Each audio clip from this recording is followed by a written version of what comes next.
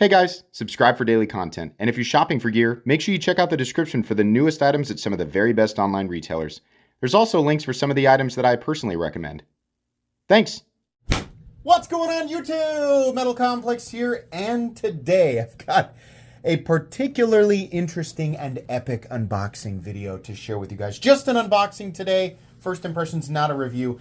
I only recently became aware that this version of this knife existed, and I bought it immediately bought it. I've been waiting for an excuse to purchase this model, and this version of this model it immediately jumped out at me. It has a very interesting element to it. I cannot wait to share my thoughts on this after getting some additional information.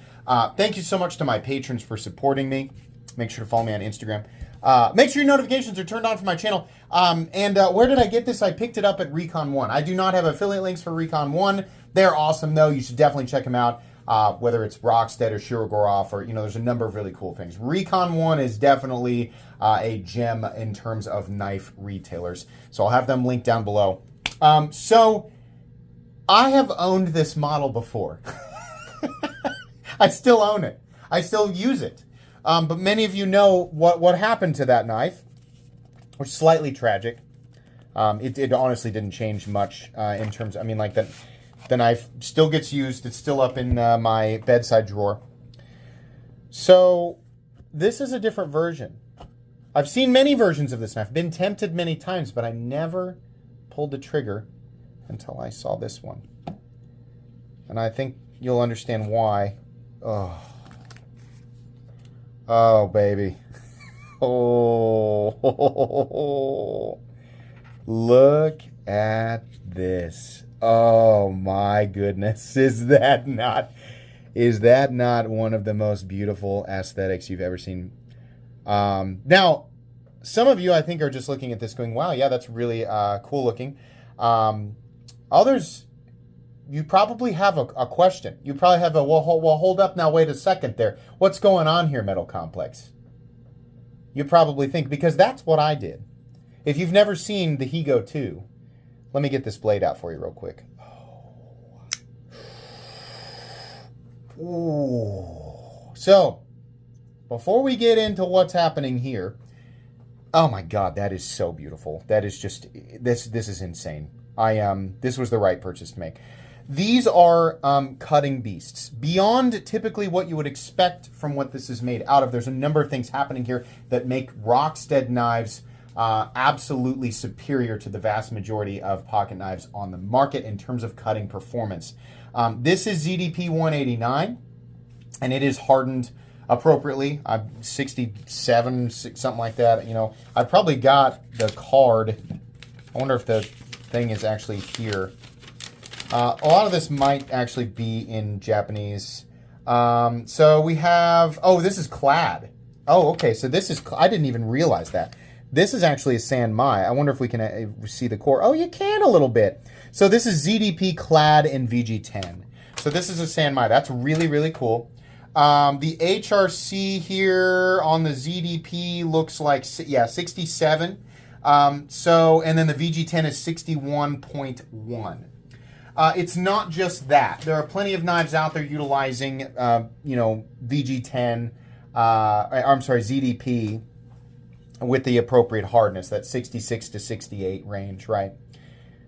But they also have this zero bevel convex edge. So that takes the performance to a whole new level. If you're wondering what that little dot is, right, they actually poke these. They individually test them for hardness. So that's the little poke mark there.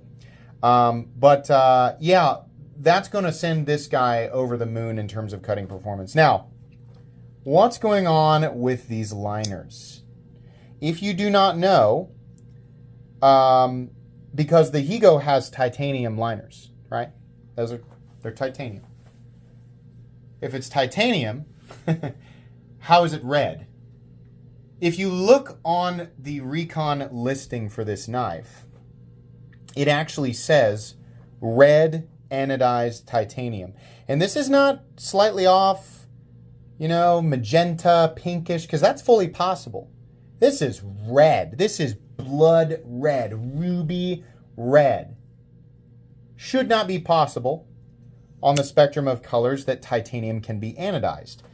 I asked the owner, and he said, I honestly don't know what's going on here. And, speaking with the folks at Rockstead, there's a little bit of a language barrier, so I didn't really get the clearest explanation.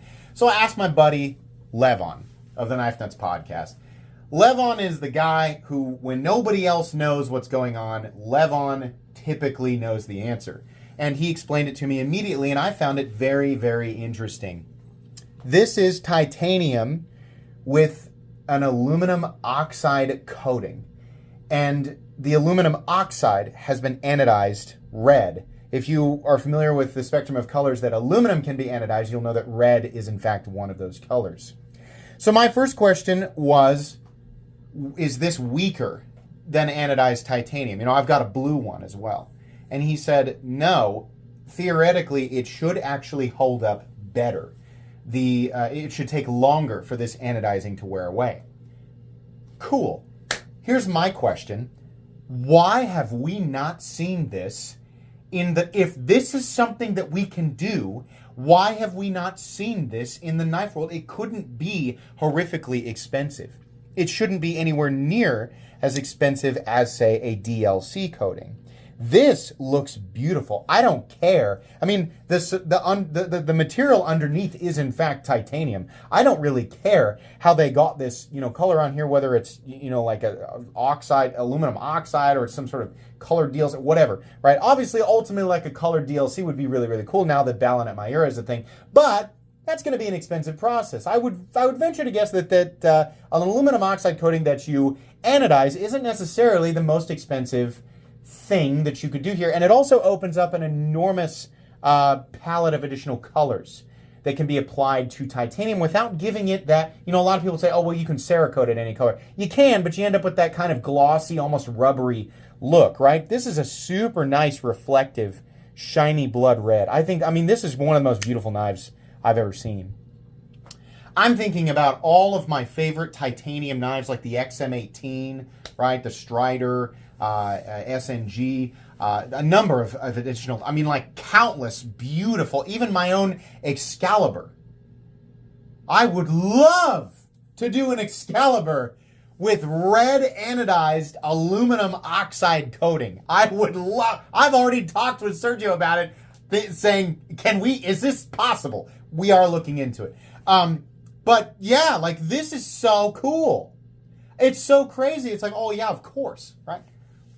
Maybe we have seen this on various things in the knife world, here or there, but it's certainly not prominent. I've never seen anything like this. This is something that I would love to see from everybody. This is something that I'm probably going to talk about a lot, especially with the contacts that I have through these various companies. I think it's really cool that Rockstead is doing it. I don't think they own the rights to it. I love this. It's very beautiful. I was happy to pay for it. Happy to do business with Recon One. But I want to share this with every part of the knife world that isn't aware that they can do it. Because this, there's a lot of really, really cool knives that have already come out that would be made far more epic just with this coating on there, right? Red is a color that we typically just don't see. We see it a lot with Arcane Design. They do the anodized aluminum bolsters, right?